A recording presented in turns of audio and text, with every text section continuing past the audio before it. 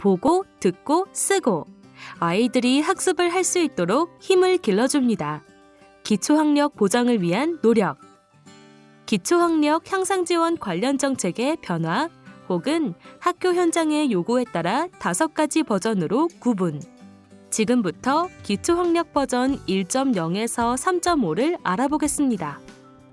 기초학력 보장 1.0 버전은 2000년대 중반까지의 스토리를 정리하는데요. 과거의 학습에 어려움이 있는 학생 지도는 담임 선생님께서 아이들을 방과 후에 별도로 부족한 부분을 지도하는 형태였습니다. 그런데 이제 이런 것들이 좀 더 강화되어야 된다는 얘기들이 나오다 보니 당시 학교 현장의 요구는 이 아이들 수준에 맞는 자료가 필요하다는 것이었습니다. 개별 선생님들이 각자 만들기도 하셨지만 효율적인 자료들을 요청을 하셨던 거죠. 그래서 이 당시에 국가 차원에서 예산을 지원하여 학습에 어려움이 있는 학생들, 기초학력이 부족한 학생들을 지도하기 위한 자료들을 많이 만들었고요. 진단평가 자료부터 학습에 대한 보정 자료에 이르기까지 다양한 자료들을 개발을 하고 여러 가지 형태로 만들어서 현장에 보급하는 사업 대규모로 펼쳐졌습니다. 이것을 기초학력 1.0 버전의 사업이라고 표현을 하고 있습니다. 기초학력 보장 2.0 버전의 경우는요. 이전에는 학습 부진의 문제는 그냥 아이가 공부를 조금 못하는, 그렇지만 나중에 커서 크게 문제가 되지는 않을 것이다 라는 그런 기대가 있었던 반면에 사회가 복잡해짐에 따라 학습 부진의 문제가 단순하게 공부를 못한다가 아니라 복합적인 원인으로 공부에 영향을 미치게 되는 이런 일들이 펼쳐집니다. 그러다 보니까 이 아이들의 기초학력을 보장해주지 못한다라는 것은 아이들이 앞으로 살아갈 삶의 힘, 기본적인 기초생활에 대한 보장도 어려워진다. 이런 문제의식이 발동이 됩니다. 또 2008년부터 국가 수준 학업 성취도 평가가 전수평가로 전환됨에 따라 모든 학교에서 기초학력이 부족한 학생들의 비율이 산출되었습니다. 이 학생들을 지도하기 위해서는 무엇보다 단위 학교의 역량이 강화되어야 한다는 필요성이 제기되었고 국가 차원에서 많은 예산을 지원하게 됩니다. 그게 바로 학력 향상형 창의 경영학교라는 사업입니다. 그 사업을 학교에서 운영하면서 아이들의 학습 지원뿐만 아니라 비학습적인 지원까지 다양한 프로그램들을 구성하였고 2009년부터 2014년까지 약 6년 동안 지속돼 왔습니다. 기초학력 보장 2.5 버전은 재민이 구하기 프로젝트라는 것을 시작해봤습니다. 예를 들면 단위 학교에서 학생들을 지도, 지원을 굉장히 열심히 해주셨지만 그럼에도 불구하고 학교의 역량만으로는 도무지 지원을 할 수 없는 아이들이 있습니다. 예를 들면 재민이라는 친구가 학습에 어려움이 있고 근데 가정 형편도 굉장히 안 좋고 본인도 건강상 문제가 있고 부모님도 아프시고 게임 중독도 있고 학습뿐만 아니라 복합적인 원인을 지닌 아이들이 있거든요. 근데 이 아이를 과연 학교가 지원할 수 있는가에 대한 질문들이 있었습니다. 그래서 재민이 구하기 프로젝트라는 것을 만들어서 전국의 권역별로 토론회를 개최를 했어요. 그리고 각 시도에서 어떤 학교에든 있을 수 있는 이런 재민이를 지도, 지원할 수 있는 방법이 무엇인가에 대한 심층 토론들을 이어왔습니다. 그 과정에서 결론은 학교의 역량을 지원해 줄 수 있는 외부 기관이 필요하다라는 얘기로 귀결이 됐고요. 그렇게 해서 만들어진 것이 학습종합 클리닉 센터입니다. 학습종합 클리닉 센터에서는 단위 학교에서 이 아이가 우리의 힘만으로는 지도 지원하기가 너무 힘듭니다라고 연락을 주시면 바로 학습종합 클리닉 센터 담당자가 학교를 찾아가서 아이에게 맞는 1:1 지원을 개별적으로 하게 됩니다. 이런 식으로 해서 한 명 한 명의 아이들의 손을 잡아주는 일을 시작하기 위한 학습종합 클리닉 센터가 시작됐고요. 그것을 저희는 기초학력 2.5 버전이라고 표현을 하고 있습니다. 기초학력 보장 3.0은 아주 새롭다기보다는 그전에 학력 향상형 창의 경영학교를 운영했던 여러 학교에서 오랜 기간 동안 이 사업을 운영하다 보니까 아이들을 더 효과적으로 지도할 수 있는 방법에 대해서 연구를 했는데요. 과거에는 아이들을 지도하는 담임교사의 책임제다라는 식으로 운영되었다면 아니다. 한 아이를 어떻게 한 선생님이 책임질 수가 있겠느냐. 이 아이를 지도하는데 기본적으로 여러 선생님들이 힘을 합쳐야 할 필요성이 있다. 이런 얘기들이 전개가 됩니다. 그러면서 만들어진 것이 두드림 학교라는 명칭이 생겼고요. 그 안에는 두드림 팀이 있습니다. 그래서 아이를 한 명만이 지원을 하는 게 아니라 그 아이 한 명에 대해서 선생님이 여러 명이 팀을 이루어서 아이를 지도하는 그런 형태의 학교들이 운영되기 시작하였습니다. 기초학력 버전 3.5의 경우에는 이제까지처럼 기초학력이 부족한 것을 확인한 다음에 문제를 해결하려는 사후 조치보다는 수업 내에서 부족한 부분이 발견된 즉시 바로 도움을 제공하는 사전 예방 차원에서 할 수 있는 즉각적인 지도 지원이 이루어져야 한다라는 형태였습니다. 그 형태로 수업 내에 한 분의 선생님이 더 투입이 돼서 아이들을 함께 지도 지원하는 형태의 사업들이 전개가 됩니다. 이것을 저희가 기초학력 보장 3.5 버전이라고 정리를 하였습니다. 지금부터 기초학력의 3단계 안전망에 대해 알아보겠습니다. 먼저 1단계 안전망은 기초학력 보장 3.5에서 소개된 것으로 수업 내 지원입니다. 평균 25명의 학생이 모인 교실 내에서 개별적인 수준에 맞춰서 지도한다는 것은 불가능에 가깝습니다. 하지만 한 번에 이해할 순 없지만 두세 번의 설명만으로 학습 효과를 얻을 수 있는 학생의 경우 수업 내에서 즉각적인 지도가 가능한 학생이라고 볼 수 있습니다. 이처럼 정규 수업 시간에 학습 결손이 발생하지 않도록 맞춤형 지도를 하는 것이 바로 기초학력 보장 선도 시범학교입니다. 기초학력 보장 선도 시범학교 운영 학교 수를 보면 2018년 42개교 시범 운영되던 것이 2000년 75개교로 1.5배 이상 증가. 당초 수업 공개의 부담, 대상 학생의 낙인 문제 등의 우려도 있었지만 실제 경험한 교사나 학교 중심으로 효과성을 공유하면서 점차 확대되는 분위기입니다. 또 2018년부터는 협력교사제를 통한 단위학교의 수업 내 지원 정책을 추진하고 있습니다. 정규 수업 시간에 협력 강사 배치를 통해 학습에 어려움이 있는 학생이 발생하지 않도록 하기 위한 예방 차원의 지원 정책이기에 더욱 의미가 있습니다. 2020년부터는 중학교까지 확대 운영되고 있습니다. 한국교육과정평가원 연구보고인 한 아이도 놓치지 않는 1:1 맞춤형 교육 실현 방안에 따르면 첫 번째, 교수 관찰 유형. 한 교사가 주도권을 갖고 전체 수업을 실행하며 다른 교사는 수업을 관찰하는 방식입니다. 두 번째, 스테이션 교수 유형. 교사들이 학습 내용을 나눠 맡아 교실 내에 두세 개 정도의 학습센터를 만들어 학생 소집단에 이를 순회하면서 학습하는 방식입니다. 세 번째, 평형 교수 유형. 학급을 반으로 나누어 각 교사가 학생들을 반씩 맡아 같은 수업을 동시에 진행하는 방식입니다. 그 외에도 대안교수 유형, 팀티칭 교수 유형, 교수 지원 유형과 같은 다양한 수업 모형을 연구하며 단 한 명의 학생도 놓치지 않기 위한 수업 내 지원 방법을 모색하고 있습니다. 2단계 안전망은 학교 내의 지원입니다. 수업 내에서 지원이 좀 어려웠지만 학교 내에 다시 한번 지원해주는 겁니다. 적어도 4-5번 혹은 다른 여러 부분들을 짚어줘야 하는 학생들이 있습니다. 이 학생들은 기본적으로 정해진 수업 시간 내에 지도 지원을 하기에 어려움이 있기 때문에 수업 밖을 벗어나 학교 내에서의 지원이 이루어지게 됩니다. 이것이 바로 단위 학교 내 다중지원팀 구성을 통해 학생 중심의 맞춤형 프로그램 지원하는 두드림 학교입니다. 아이들의 닫힌 마음을 두드려 활짝 열게 하는 학교. 학교 구성원들의 마음을 두드려 소통과 협업을 가능하게 하는 학교.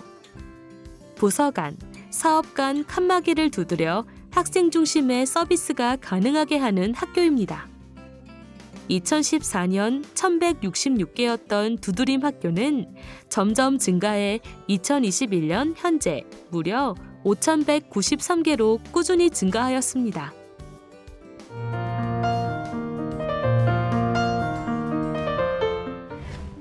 두드림 학교에서의 학습 지원은 대상 학생이 학습에 흥미가 없고 학습이 부족한 경우가 많으니까 물론 학습 지원도 이루어져야 합니다. 학생들은 누구나 방과 후에 남는 것을 제일 싫어하죠. 성적이 우수한 학생이나 성적이 부족한 학생이나 모두 방과 후에 남는 것을 모두 싫어합니다. 그래서 가능한 수업 중에 지도하는 것이 가장 좋겠지만 여건이나 상황이 되지 않을 때에는 방과 후에 주도할 수도 있겠죠. 근데 학생들을 한꺼번에 모아놓고 방과 후에 학습 지도를 하는 것보다 학습 부진이더라도 학습의 수준이 매우 다양하기 때문에 가능한 한 1대1이나 소수의 학생들을 옆에서 밀착 지도하는 게 저는 중요하다고 생각을 합니다. 그리고 학습 이외에도 정서 심리적인 지원이 두드림 대상 학생들한테는 무엇보다 중요하다고 생각이 됩니다. 왜냐하면 두드림 대상 학생들 같은 경우에는 오히려 학습이 부진한 원인이 다른 어떤 예를 들어 정서나 심리 쪽에 부족한 원인이 훨씬 많기 때문입니다. 그래서 학생들이 이러한 정서나 심리적인 지원을 통해서 학교 생활에 잘 적응하고 자기 자신에 대한 자신감을 갖게 하고 이를 통해서 학습할 수 있는 힘이 생기게 하는 게 중요하다고 생각합니다. 두드림 사업은 기존의 사업과 차이점을 보면 기존의 다른 학생들을 지원하는 사업 같은 경우에는 프로그램을 먼저 정해놓는 경우가 많죠. 학교 환경이나 상황에 따라 프로그램을 선정을 해놓고 학생들을 그 프로그램에 들어가도록 하는 경우가 많았습니다. 학교에서 두드림 대상 학생을 선별하고 나면 두드림의 대상 학생들 같은 경우에는 부진의 원인이 워낙 다양하다 보니 다문화라든지 탈북이라든지 교보구 대상 학생들하고 서로 중복되는 경우가 흔히 발생하실 거라고 생각이 됩니다. 그 학생들을 각각 해당하는 프로그램을 하도록 권유한다면 그 학생들은 너무 바빠지고 또 학생들 스스로도 이 프로그램에 내가 왜 참여해야 되는지, 내가 왜 가야 하는지의 의미도 찾을 수 없습니다. 저희가 학교를 방문했을 때 간혹 어떤 학생들 같은 경우에는 같은 상담을 3번 받았다, 같은 검사를 몇 번 받았다, 이런 사례도 종종 듣게 되었습니다. 그렇지만 두드림 학교 사업에서는 두드림 팀에서 학생의 부진의 원인이 무엇인지 먼저 결정한 다음에 그 학생의 특성이나 또 가능하다면 그 학생이 원하는 프로그램을 선정한 다음에 그 학생을 프로그램에 참여시킵니다. 이런 부분이 기존의 프로그램 중심의 사업 운영 방식과 두드림 학교의 사업 운영 방식의 큰 차이점이라고 볼 수 있고, 그랬을 때 학생들이 자기가 원하는 프로그램 혹은 자기한테 필요한 프로그램이기 때문에 더 열심히 참여하게 될 수도 있을 것 같습니다.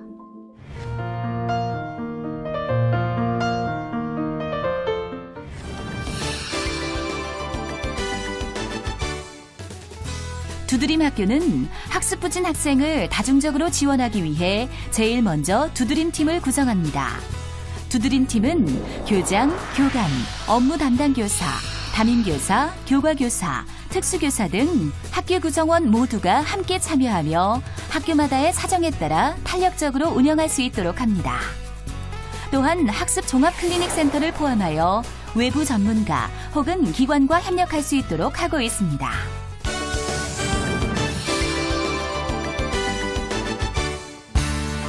두드림팀이 구성되면 지원 학생 선별과 진단이 이루어집니다. 학기 초 학습 진단 평가를 바탕으로 담임 선생님의 의견 등을 통해 1차적으로 대상 학생을 선별한 이후 그 학생들을 대상으로 각종 학습 부진의 원인이 무엇인지 다각도로 파악하여 맞춤형 학습 클리닉이 이루어질 수 있도록 합니다.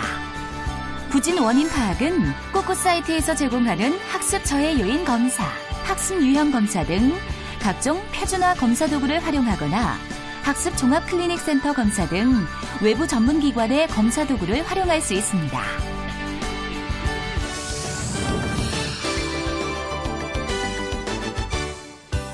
두드림 학교의 가장 큰 특징은 학생들 한 명 한 명마다 개별 맞춤형 프로그램이 적용된다는 것입니다.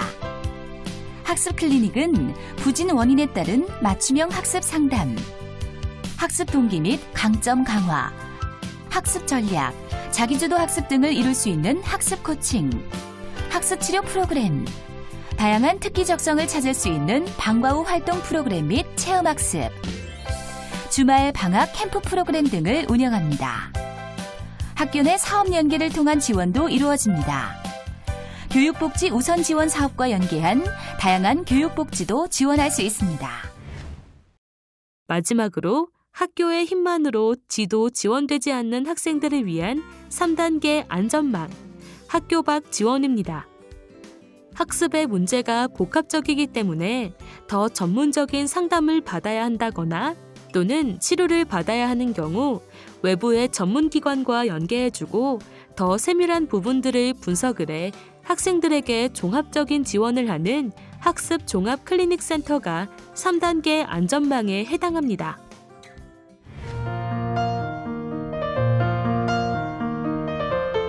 학습 종합 클리닉 센터란 심리, 정서, 행동 등 학생의 학습에 영향을 미치는 요인을 먼저 확인하고 지원하기 위해 학교로 직접 찾아가는 서비스입니다.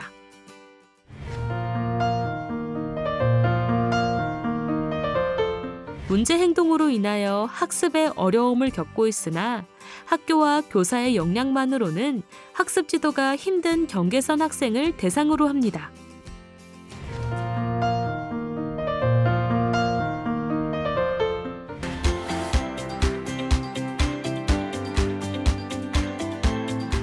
첫 번째 기능은 찾아가는 서비스 기능입니다. 도움을 요청하면 학교 현장으로 직접 찾아가는 119 서비스와 같이 학습의 어려움과 정서, 행동 등 학생의 복합적인 문제를 선생님의 힘으로 지도하기 어렵다면 학습 종합 클리닉 센터로 도움을 요청하는 것으로 상담뿐만 아니라 학교에 지원 요청이 있을 경우 학교로 직접 찾아가는 서비스를 의미합니다. 두 번째, 심리검사 실시 기능입니다. 학습 지원 대상 학생에 대한 심리검사와 결과 해석을 통해 앞으로 대상 학생의 지도 방법에 도움이 될 수 있도록 심리검사를 실시하고 있습니다. 세 번째 기능, 학습 코칭 기능입니다. 학습 종합 클리닉 센터에서는 대상 학생의 문제를 해결하기 위한 가장 적합한 학습 코칭 프로그램을 제공하고 있습니다. 학습 코칭단은 학생에 대한 객관적이고 심층적인 이해를 기반으로 개인 맞춤형 프로그램을 설계하게 됩니다. 네 번째, 학습 종합 클리닉 센터의 기능은 심리 상담입니다. 학습 문제는 학습 결손뿐만 아니라 우울이나 불안감과 같은 정서적 문제, 과거 경험으로 형성된 낮은 학업 동기나 자존감, 부모의 불충분한 지원에 학습 환경 결핍 등이 원인이 되기도 하는데요. 학생 개별적으로 특화된 접근이 필요합니다. 따라서 학습 종합 클리닉 센터는 심리 상담을 통해 원인들을 파악하고 맞춤형 지도를 실시합니다. 다섯 번째, 학습 종합 클리닉 센터의 기능은 외부 기관 연계입니다. 학습 문제의 원인과 종류는 매우 다양하기 때문에 상황에 따라 특화된 외부 전문기관의 도움이 필요한 경우도 있습니다. 이에 따라 학습종합클리닉센터는 지역별로 접근이 용이한 전문기관들과 협업하고 있습니다. 6번째, 학습종합클리닉센터의 기능은 교원과 학부모 교육입니다. 학습지원 대상 학생의 지도 지원은 마라톤과 같습니다. 장기적으로 봐야 하기 때문에 학부모와 교사를 대상으로 학습 및 자녀에 대한 학습 문제의 원인을 정확히 이해하고 지도할 수 있게 교원 연수, 학부모 교육 프로그램을 운영하고 있습니다. 7번째, 학습종합클리닉센터의 기능은 사례 관리입니다. 학습종합클리닉센터는 진단부터 지도 지원, 추후 관리까지 학생들을 지원함에 있어 학교와 학부모의 신뢰를 얻기 위해 대상 학생에 대한 꾸준한 모니터링과 사례 관리를 진행하고 있습니다.